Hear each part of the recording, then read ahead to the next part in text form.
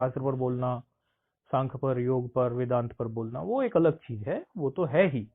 उससे भिन्न कई बार हमारे जीवन की गुत्थियों को सुलझा देने वाले विचार भी होते हैं, उनकी भी बड़ी आवश्यकता पड़ती है जीवन में, और बहुत बल भी मिलता है उनसे। उनसे कुछ साधारण नहीं, बहुत बल हमें मिलता है।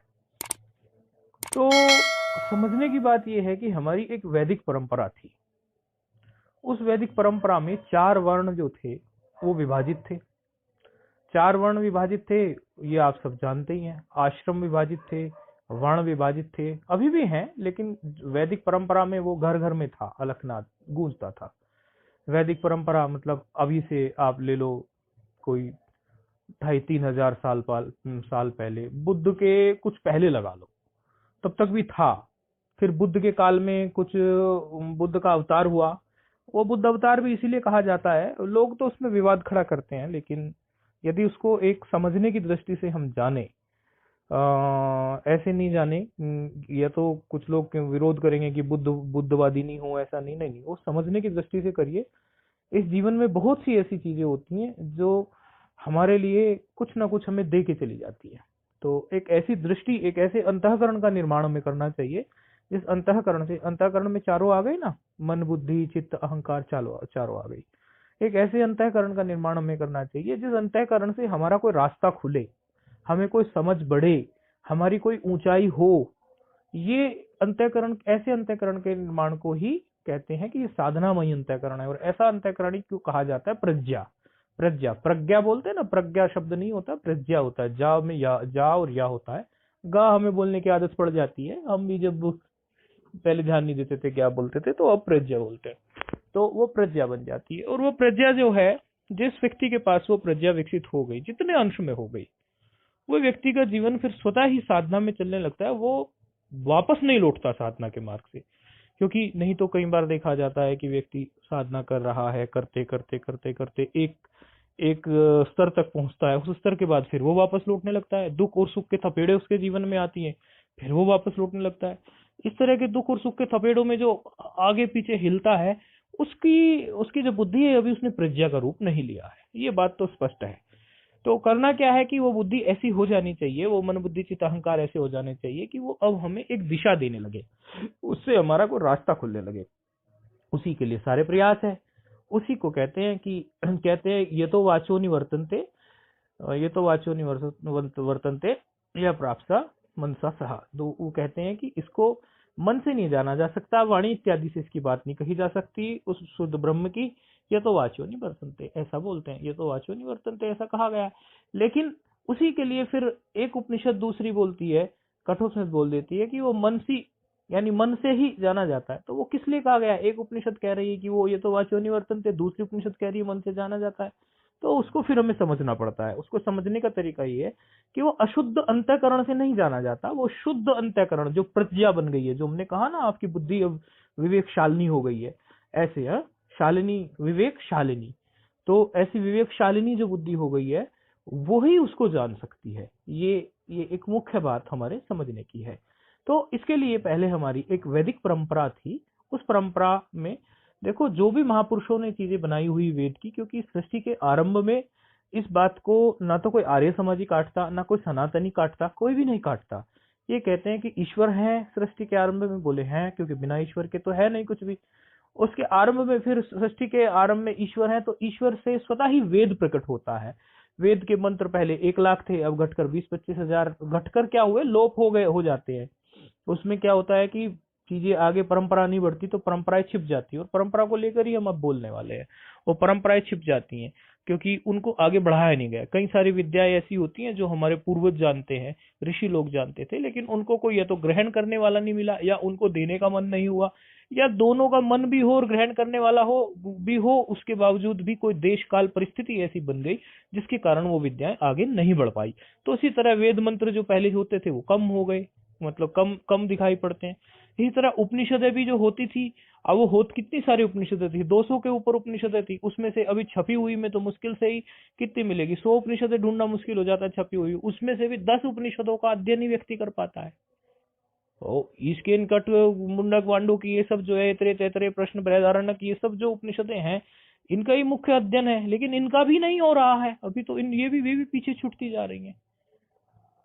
पहले जो था वो वैदिक परंपरा जो हमारी थी, तो बुद्ध भगवान का जो अवतार की हम बात कह रहे थे कि सही दृष्टि ही रखनी चाहिए, गलत दृष्टि नहीं रखनी चाहिए। बुद्ध का अवतार ही इसलिए हुआ था कि ताकि उस समय थोड़ी वेद पर लोगों की दृष्टि हट गई थी, तो उन्होंने आके उनके चेलों ने और उन्होंने वेद की निंदा करना शुरू किया। वेद की निंदा करने से क्या हुआ, जो लोग वेद से अपना स्वार्थ सिद्ध कर रहे थे उनके कान खड़े हुए और फिर से वेद को शुद्ध रूप से प्रतिष्ठित रूप प्राप्त हुआ। क्योंकि जब तक किसी चीज की निंदा नहीं होती, जब जब आपके ही घर में, जब आपको लगे कि आपके आपके ही परिवार में, जब आपकी चाचा से, ताऊ से, भाई से, बहन से बननी बंद हो जाए, तो बाहर से आप लड़ाई मोल ले लिए, सब एक एक हो जाते हैं घर के।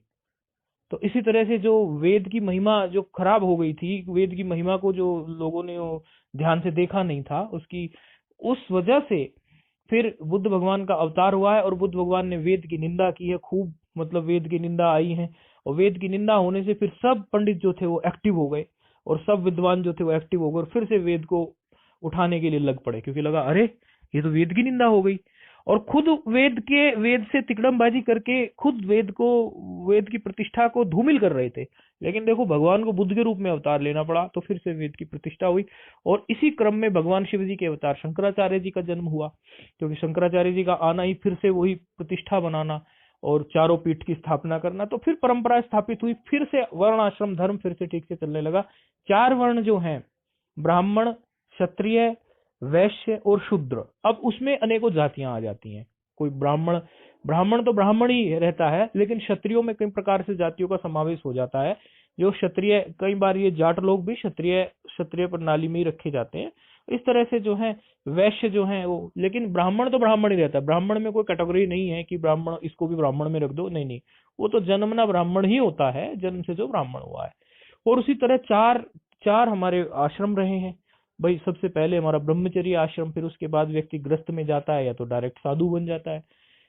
अब जरूरी नहीं है कि वो गृहस्थ में प्रवेश करे। किसी का विवेक ऐसा होता है कि वो नहीं गृहस्थ में प्रवेश करता, या उसका ऐसा कहो कि उसका लेन देन नहीं होता, नहीं करता वो गृहस्थ में प्रवेश। हमारा नहीं हुआ गृहस्थ में प्रवेश, क्योंकि हमारा ऐसा ही लेन देन, ऐसा ही विवेक था। उसके बाद फिर वानप्रस्थ आश्रम में आएगा व्यक्ति, यदि गृहस्थ में प्रवेश हुआ तो, और वानप्रस्थ फिर जो है संन्यास में आएगा। ये 4 वर्ण थे। तो ये 4 वर्ण और ये 4 आश्रम, क्षमा करें, ये 4 आश्रम थे, ब्रह्मचर्य, गृहस्थ, वानप्रस्थ और आपका संन्यास।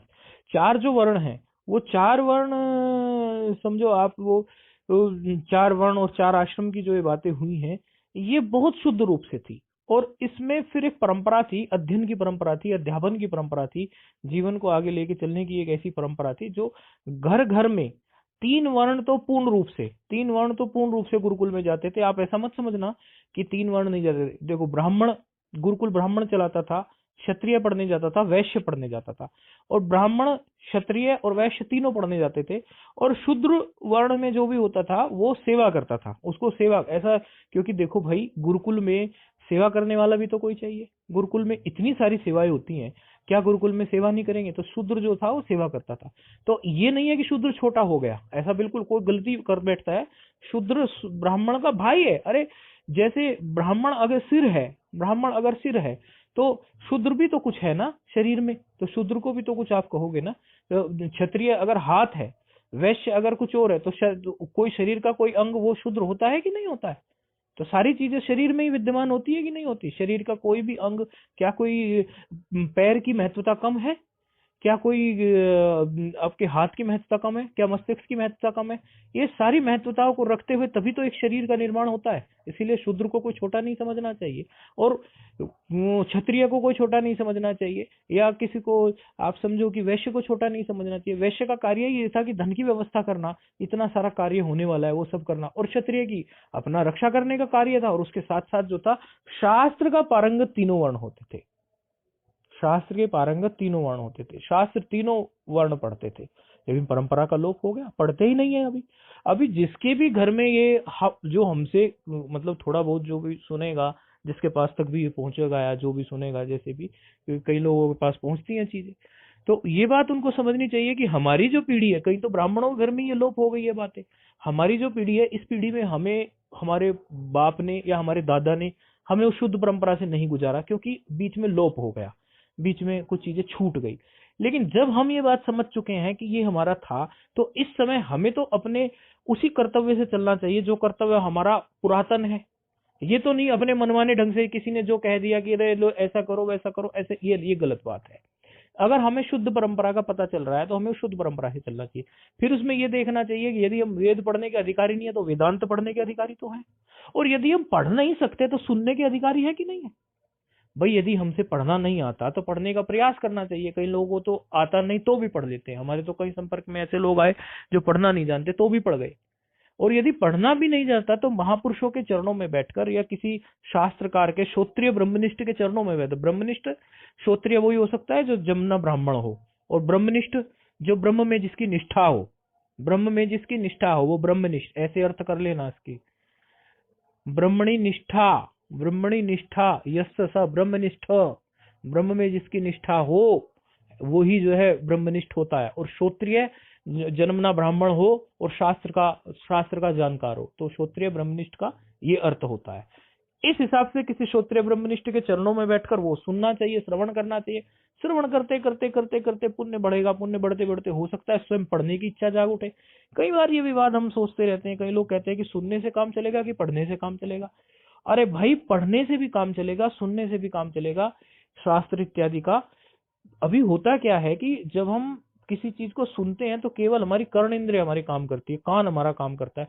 लेकिन जिस समय हम पढ़ते हैं तो हमारा दिमाग पूरी तरह एक्टिव होकर आंख काम करती है, दिमाग काम करता है, इतनी एकाग्रता बन जाती है कि वो विषय सहजता से हमारे गहरे में उतर जाता है।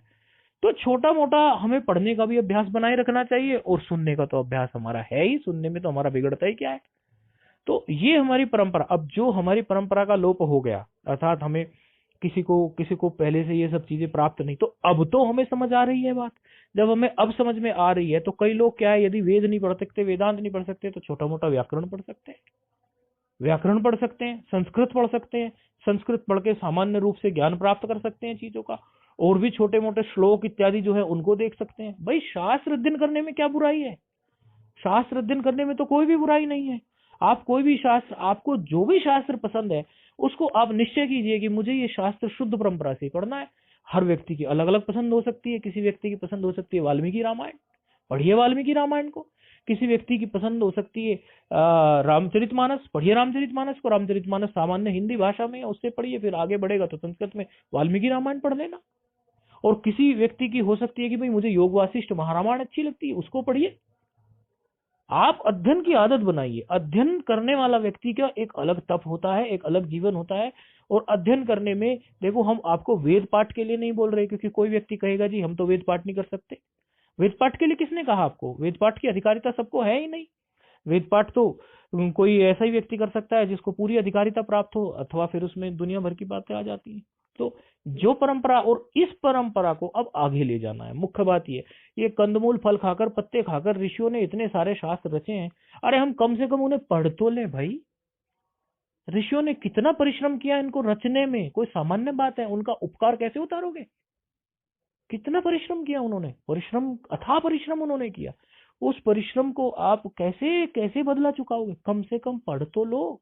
और हम तो ये भी नहीं कह रहे कि सारे शास्त्र आप पढ़ लो, क्योंकि शास्त्र तो एक जंगल है, उसमें आप खो जाओगे, इतना ज्यादा है, क्योंकि अभी उम्र नहीं गई लोगों की तो। लेकिन कोई कोई एक एक शास्त्र, किसी की शिव में भक्ति हो तो शिव महापुराण को क्यों नहीं पढ़ता वो पूरा? किसी की राम जी में भक्ति है तो राम जी के जीवन चरित्र को वाल्मीकि रामायण से पढ़े, और उसके बाद राम जी ने क्या किया, योग वशिष्ठ वशिष्ठ जी से ज्ञान प्राप्त किया, उसको पढ़े। क्यों नहीं पढ़ता व्यक्ति? अपने इष्ट से संबंधित शास्त्र भी नहीं पढ़ेगा तो क्या करेगा भाई? कम से कम एक निश्चय ये तो करे, कहीं गुरु के चरणों में बैठकर, या किसी से खुद पहले आरंभ कर दे, फिर गुरु के चरणों में बैठकर कहे कि गुरु जी हमें जो है, क्योंकि परंपरा से ही चलती है चीज, तो गुरु के मुख से सुनने से फलती है, अपने आप मनमाने से थोड़ी फलती है। पहले मनमाने से शुरू करो, खुद से पढ़ना शुरू करो, फिर गुरु भी प्राप्त होंगे पढ़ाने वाले। ऐसी बात नहीं कि गुरु प्राप्त नहीं होंगे। लेकिन किसी के इष्ट देव शिव है और उसको शिव जी के पूरे जीवन के बारे में ही नहीं पता, इससे दुख की बात और कुछ नहीं है। हम बोल रहे हैं इससे दुख की बात और कुछ नहीं। किसी के इष्ट देव राम जी है और उसने राम जी के बारे में ही नहीं पढ़ा। किसी के इष्ट देव भगवान कृष्ण है और उसने कृष्ण के पूरे जीवन को ही नहीं समझा। और एक पहलू नहीं कि कथा कहानी किसी ने सुना दी, नहीं नहीं, सारे पहलू जानो उनके। अरे भाई एक ही इष्ट के लिए तो हम बोल रहे हैं आपको, हम ये तो नहीं कह रहे कि आप सबके बारे में जान लो। आप कम से कम अपना यह तो निश्चय करो कि आप किसका पढ़ना है। यदि शिवजी आपके इष्ट हैं, शिवजी का पढ़ना है, राम जी का पढ़ना है, कृष्ण का पढ़ना है, एक चीज आप पकड़ के चलोगे, सब पकड़ में आ जाएगा। एक ही देवता, एक ही इष्ट आपको पार लगा देगा। हजारों के बारे में आप नहीं जानो, एक के बारे में तो जानो। यदि आप एक के बारे में भी नहीं जानते हैं तो कैसे चलेगा आपका काम? आप समझिए इस बात को, ये बिल्कुल समझिए। यही हमारी शुद्ध परंपरा है, यही हमारा जीवन है, इसी से हमें आगे बढ़ना है। और हमारे घर में जो अब आने वाली पीढ़ी है, कई लोगों की पुरानी पीढ़ी बिगड़ गई, लेकिन अब पुरानी पीढ़ी बिगड़ी तभी तो ये बताना पड़ रहा है। अब आने वाली जो पीढ़ी है, यदि वो पीढ़ी आपके घर में आने वाली पीढ़ी को आप संस्कार दे के नहीं जाते तो उससे बड़ा पापी कोई नहीं है। आपकी जो आने वाली पीढ़ी है, यानी आपकी, मान के चलो किसी को यदि पुत्र होने वाला है, तो पुत्र आपके सामने, अभी छोटा आपके सामने ही है, उसको बचपन से ही पढ़ाइए आप सब चीज। अरे भाई, आजकल के जमाने में एक्स्ट्रा करिकुलम एक्टिविटीज में लोग, कोई फुटबॉल खेलता है, कोई स्विमिंग सीखता है, कोई तीरंदाजी सीखता है, कोई घुड़सवारी सीखता है, कोई संगीत सीखता है, कोई कराटे सीखता है, कोई गोली चलाना सीखता है, ये शूटिंग वगैरह। दुनिया भर के शौक लोग पाल के रखते हैं। एक शास्त्र के लिए 1 घंटा यदि हम अपने बच्चे को नहीं पढ़ाएंगे तो कैसे काम चलेगा? ये तो हमारे भारत की, और दूसरी तो कोई चीज है नहीं। भारत की तो धरोहर यही है भाई। भारत के पास और क्या है? भारत के पास भारत की गुरु शिष्य परंपरा, ऋषि परंपरा है। और उस ऋषि परंपरा को संजो के रखा है उन्होंने, अपने आप को संजो के उस शास्त्र में रखा है ना। किसी भी ऋषि को जानना हो तो उसके लिखे हुए शास्त्र को जान लीजिए। एक बार हमारे पास एक अंग्रेज व्यक्ति आया, उसने बोला कि गुरुजी, हमें हमें पूजा करनी है, सरस्वती माँ की पूजा करनी है। मैंने कहा कीजिए। बोले कोई फोटो नहीं है क्या? मैंने कहा है मेरे पास फोटो। मैंने उनको भगवत गीता हाथ में दे के वहां पर रखकर, वो भगवत गीता का जो शंकर भाष्य था, आनंदगिरी टीका थी, मैंने कहा इसकी पूजा कीजिए। पहली बात तो उसमें भगवान कृष्ण के वचन है, उससे बड़ी सरस्वती माँ की क्या उपासना होगी। दूसरी बात, इसमें सरस्वती माँ के फोटो, उससे ज्यादा और क्या होगा? फोटो का ये साक्षात रूप है। दूसरा, आप इसी को सामने रखकर, इसी में जो है शंकराचार्य जी की टीका है, उस पर, उसकी पूजा आप कर रहे हो। तीसरी बात, भगवान कृष्ण पर शंकराचार्य जी की टीका, और शंकराचार्य जी का भाष्य, और शंकराचार्य जी के भाष्य पर आनंदगिरी, इतने बड़े महात्मा हुए आनंदगिरी, उनकी टीका। और इस पर इतना सारा कुछ है इसमें कि आप क्या समझ ले कि केवल जो एक वीणा पुस्तक धारणी जो फोटो वाली है उसी को सरस्वती समझते हैं। उनका कुछ और दूसरा रूप भी तो है, उसकी उपासना कीजिए। तो यदि आप किसी ऋषि को जानना चाहते हैं, यदि आप किसी का तप देखना चाहते हैं, तो उनके विचारों को आप जानिए। तो उनके विचार तो शास्त्रों में ही संग्रहित हैं कि नहीं है? तो उन शास्त्रों को आप थोड़ा थोड़ा सा पढ़ना तो शुरू करो, आपके सारे दुख मिट जाएंगे, हम गारंटी देते हैं। आपके जीवन में आनंद आ जाएगा, आपके सारे दुख मिट जाएंगे। आप एक बार रोज थोड़ा थोड़ा कुछ कुछ पढ़ने का अभ्यास तो डालो। और पढ़ने का अभ्यास ये नहीं कि कहीं से कोई कथा कहानी की पुस्तक उठा ली, या कोई भी अपनी किसी भी शुद्ध परंपरा से पढ़ने की कोशिश करो, जो जो ऊपर से ही प्राप्त है। बीच में कोई मिलावट नहीं प्राप्त करो, बीच में कहीं मिलावटी कई सारी व्याख्याएं इधर उधर की पढ़ते हैं, वो नहीं। आप जो शुद्ध परंपरा से चीज प्राप्त है, पहले उसे पढ़ो। समझ में नहीं आएगी आपको, वो बिल्कुल नहीं आएगी, मुझे पता है। लेकिन यदि आप पढ़ना शुरू करेंगे तो उसके पुण्य से अपने अंदर एक इच्छा भी दृढ़ करो कि मुझे ऐसे गुरु प्राप्त हो कि ऐसी चीजें पढ़ाए मुझे। आप कम से कम अपने इष्ट के जीवन के बारे में तो जानिए। इतना बड़ा जीवन बीत गया, और वही चीज जो है अपनी आने वाली पीढ़ी में डालिए। यदि आप अपनी पीढ़ी में जो भी ग्रस्त व्यक्ति है, भाई जो विरक्त हो गए, महात्मा हो गए, उनको तो चाहिए कि वो शिष्य परंपरा चलाएं। वो तो चलाती है शिष्य परंपरा, लेकिन ग्रस्त को भी तो परंपरा चलानी चाहिए कि नहीं चलानी चाहिए? आप ये समझिए। क्या आप अपने बेटे को, या बुजुर्ग हो तो क्या आप अपने पोते को आपने भगवत गीता पढ़ाई? पहले तो आपको ही भगवत गीता के प्रत्येक श्लोक का ठीक प्रकार से अर्थ पता होना चाहिए, इसका ठीक ठीक अर्थ क्या निकालना चाहिए।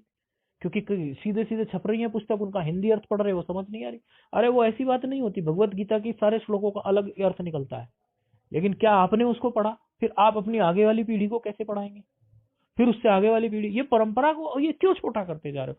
यदि हमारा शास्त्र हमने नहीं पढ़ा, और हमने आने वाली पीढ़ी को संस्कार नहीं दिए, मेहनत लगती है आगे वाली पीढ़ी को लेके चलने में। अरे गुरु भी क्या करते हैं भाई, एक बच्चों की तरह पालते हैं शिष्यों को। कितनी बार वो नहीं पढ़ते तो भी पढ़ाते हैं, नहीं पढ़ते तो भी पढ़ाते हैं। व्याकरण की परंपरा चलानी है तो व्याकरण को भी, व्याकरण, पाणिनि ने इतनी मेहनत करके व्याकरण पर इतना काम कर लिया, उनकी परंपरा चलाने के लिए, व्याकरण के लिए कितना परिश्रम कर रहे हैं। आज हम देखते हैं कितने सारे संस्कृत के विद्यालय है, मुफ्त में पढ़ा रहे हैं। मुफ्त में क्यों पढ़ा रहे हैं भाई? उनको क्या स्वार्थ है? उनको क्या प्राप्त होने वाला है? कई वेद विद्या के विद्यालय है जो वेदांत मुफ्त में पढ़ा रहे हैं। क्यों पढ़ा रहे हैं भाई वेदांत? उनको क्या प्राप्त होना है? सिर्फ इसलिए कि ये परंपरा टूटनी नहीं चाहिए। ये शास्त्र की परंपरा, गुरु शिष्य की परंपरा, ये चलती रहनी चाहिए। और इससे बड़ा लाभ है जीवन में, इससे बड़ी और है क्या चीज जीवन में? आप सब लोगों के पास जरूरी ऐसा नहीं हो सकता कि आपके पास दिन में 1 घंटा नहीं है। सबके पास 1 घंटा है दिन में। आप उस 1 घंटे में क्यों नहीं अपने इष्ट से संबंधित बातें पढ़ते? हमें मिलो कभी तो हमें बताओ, हमने अपने इष्ट के बारे में ये पढ़ा, हम पूछे आपसे कि भाई कौन से शास्त्र में पढ़ा, हमें भी अच्छा लगे। किसी महात्मा से मिलो कहीं, उसको भी बोलो कि हमने शिवजी के बारे में ये पढ़ा, हमने राम जी के बारे में ये पढ़ा, हमने कृष्ण के बारे में ये पढ़ा, हमने जो है माता के बारे में ये पढ़ा, हमने इनके बारे में ये पढ़ा। तो कितना सुंदर लगेगा कि कितना अच्छा जिज्ञासु है। और इसमें तो कोई अपने इष्ट के बारे में पढ़ने में तो कोई ये भी नहीं है, पढ़ना मतलब स्वयं से पढ़ो तो फिर कोई और भी पढ़ा देगा आप लोगों को। इस परंपरा को चलाओ भाई, अच्छे से चलाओ। अरे पहले लोग जो थे घर घर में संस्कृत जानते थे, घर घर में संस्कृत आती थी, लोप हो गई। आप थोड़ा परिश्रम करो तो आपके परिवार में आगे फिर से संस्कृत सब जानने लगेंगे। ऐसी कोई बड़ी बात नहीं है ये। आपका 5 7 10 साल का परिश्रम होगा, सब संस्कृत जानने लगेंगे। संस्कृत जानने लगेंगे तो संस्कृत में सारे शास्त्र रचे हुए हैं, उनका अर्थ ठीक निकालने लगेंगे। भाई जब मूल, ये तो आप लोगों ने कई जगह पढ़ा है, सुना है कि मूल ग्रंथ अध्ययन के हेतु संस्कृत भाषा है सेतु। ये तो आप लोगों की सुनी सुनाई बात है, जिसकी नहीं सुनी है वो सुन लो। हमने तो सुनी है ये कई जगह, गुरु परंपरा में सुनी है कि मूल ग्रंथ अध्ययन के हेतु संस्कृत भाषा है एक सेतु। अरे जब गुरुजन इस बात को मान रहे हैं कि मूल ग्रंथ अध्ययन के हेतु संस्कृत भाषा है एक सेतु, आप लोगों को ये बात क्यों नहीं समझ आ रही भाई? समझ आनी चाहिए ये बात, और इस परंपरा को आगे बढ़ाना चाहिए। और सिर्फ संस्कृत की बात थोड़ी हो रही है, संस्कृत को माध्यम बनाकर अपने शास्त्रों को जानिए, अपने इष्ट के प्रति जानिए, शिवजी क्या है, क्या उनका स्वरूप है, उनके सभी शास्त्र उपलब्ध है। ये परंपरा का लोप नहीं होना चाहिए। जहां गड़बड़ हो गई है तो उस गड़बड़ को अब मिटाओ। आने वाली पीढ़ी, हमें जो दुख मिला, हमें जो पीड़ा मिली, मुझे जो पीड़ा मिली, मेरे पिता ने मुझे इस वेद विद्या को नहीं पढ़ाया, दादा ने नहीं पढ़ाया मुझे, मेरे पिता ने दादा ने मुझे जो है एक कॉन्वेंट स्कूल, मतलब एक अंग्रेजी स्कूलों में जो चल रहे हैं इनमें पढ़ाया, और आगे उसके हिसाब से इंजीनियर बनाया, लेकिन वेद विद्या नहीं पढ़ाई। तो मुझे वेद विद्या को जानने में जो परिश्रम लगा, तो मुझे ये दुख है कि आगे, ये दुख जो मुझे हुआ है, मुझे ये लगा कि भाई आगे आने वाली पीढ़ी को ये दुख ना हो, तो मैं तो तैयार करता हूँ। मैं तो ये परंपरा डालूंगा, मैं तो अपने से ही लोगों को व्याकरण भी सिखा दूंगा और शास्त्र भी पढ़ा दूंगा, और वो आगे चलाएंगे। लेकिन प्रत्येक व्यक्ति को ये सोचना चाहिए कि जब मैंने ये चीजें नहीं पढ़ी, मेरे परिवार में ये चीजें नहीं पढ़ी, तो मेरे आने वाले, मेरे बेटे को, मेरी बेटी को मेरी संस्कृति के संस्कार मिलने चाहिए कि नहीं मिलने चाहिए। मोटा मोटी कुछ भी सुन लेने से काम नहीं चलता। आप मोटा मोटा कुछ सुन के सोच लो कि हम गुरु वाले हो गए, हम सत्संग वाले हो गए, हम ज्ञानी हो गए, हमारे तो ये गुरु हो गए, हम गुरु वाले हो गए। अरे ऐसे काम नहीं चलता। आप कुछ भी नहीं है। जो गुरु के दिन रात साथ रहते हैं, ऐसे गुरु वाले लोगों को भी भला नहीं होता यदि वो स्वयं से परिश्रम नहीं करते। व्यक्ति को स्वयं भी कुछ परिश्रम करना पड़ता है। आप तो कुछ भी नहीं है, आप और हम कुछ भी नहीं है। जो दिन रात गुरु के साथ रहते हैं उनके भी भले नहीं होते यदि वो स्वयं से परिश्रम नहीं करते। इस बात को पल्ले गांठ मार लो अपने। इसलिए स्वयं से परिश्रम करो। कई लोग ऐसा सोच लेते हैं कि हम तो बड़े गुरु के चेले हो गए, हम तो उनके चेले हो गए, ऐसी भ्रांति पाल लेते हैं लोग, बस हमारा तो काम खत्म हो गया। नहीं भैया, ऐसा कुछ भी नहीं हुआ है। वो तो एक माध्यम मात्र है, आपका एक संस्कार हो गया, उससे भी आगे बहुत कुछ है। आप तो अभी बिल्कुल जीरो से बस एक पॉइंट पे आए हो। चलना तो 100 तक है, यात्रा तो 100 तक है। जिनको ये बात समझ आ जाती है वो चल पड़ते हैं, जिनको नहीं समझ में आती वो अपने ही अहंकार में, नहीं नहीं हमारे तो गुरु है, बात खत्म हो गई। तो उसका मतलब ये है कि वो कुछ करना तो चाहते नहीं है परिश्रम, बस गुरु की ओढ़नी ओढ़ के बैठ गए। अरे भाई, कौन से गुरु ये मना करेंगे कि आप अपने इष्ट के बारे में पढ़ो, नहीं पढ़ो? ऐसा कोई कहेगा गुरु? कोई गुरु नहीं कहेगा। कौन से गुरु ये कहेंगे कि आप भगवत गीता के शांकर भाष्य को पढ़िए, भगवत गीता की सीधे सीधे हिंदी पढ़ने की जरूरत नहीं है, वो तो आप वर्षों से पढ़ते आ रहे हैं, उसकी किसी और चीज को पढ़िए। कौन से गुरु आपको मना करेंगे शास्त्र अध्ययन करने के लिए? और बैठ के पढ़िए चरणों में। आपको समझ नहीं आता तो समझने वाले, समझाने वाले भी आपको मिल जाएंगे, लेकिन कोशिश तो करिए आप लोग। तो कोशिश ही नहीं है, उठ के ही नहीं चल रहे हो, ऐसा कैसे चलेगा?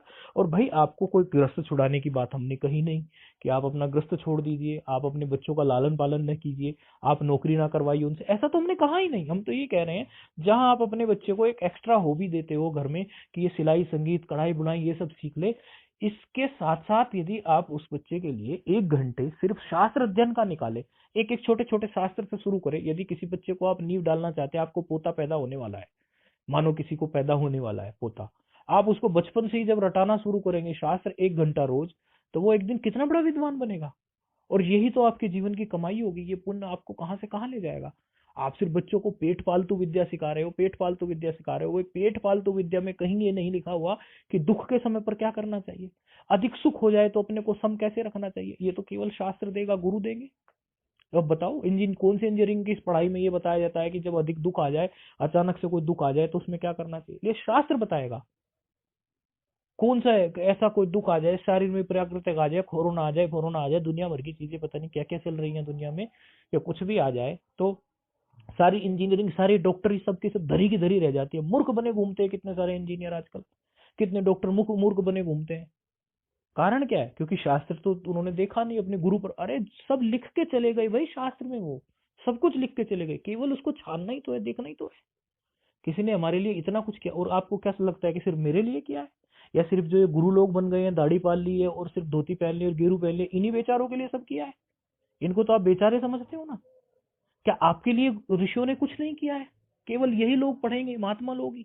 आपको कोई मतलब नहीं है इन बातों से। ऐसे जीवन नहीं चलेगा, आप समझ लो। व्यर्थ में आपको ऐसा ऐसी सोच रखने वाले को नरक में जगह मिलती, स्वर्ग तो छोड़ दो, कैसे मिलेगी कहीं जगह?